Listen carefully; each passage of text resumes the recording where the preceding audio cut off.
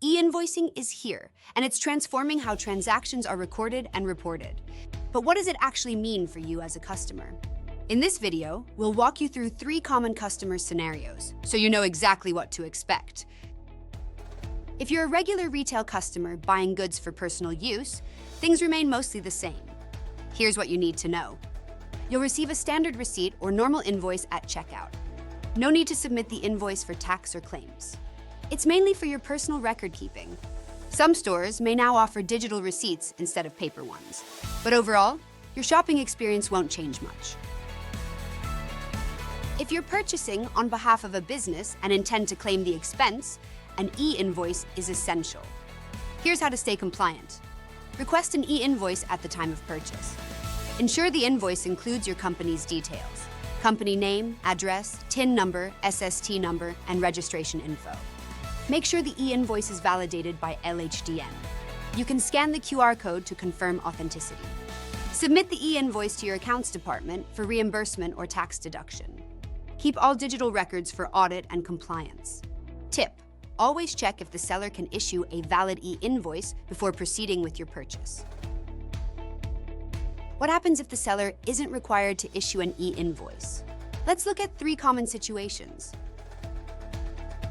For small businesses with turnover below RM 150,000, these businesses are exempted from issuing e-invoices.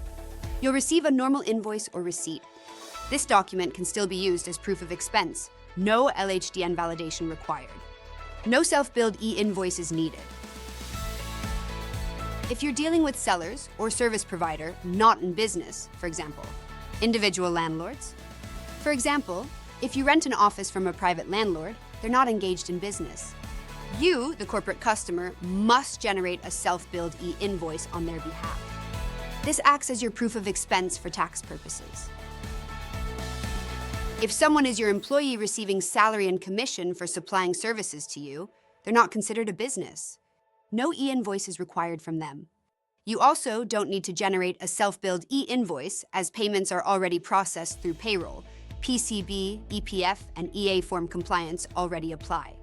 However, if the individual is not on your payroll, if they run a business, for example, freelancer contractor, request an e-invoice from them.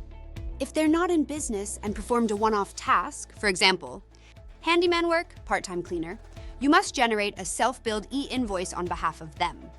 This ensures your expenses are properly documented and accepted by LHDN. We've mentioned self-billed e-invoice a few times. So when and how to issue self-billed e-invoice? What are the term and condition? To understand more, watch our next video. Contact us now if you are looking for e-invoice consultation or e-invoice implementation services. If you found this video helpful, don't forget to like, subscribe, and hit the bell icon for more updates on digital finance and e-invoicing.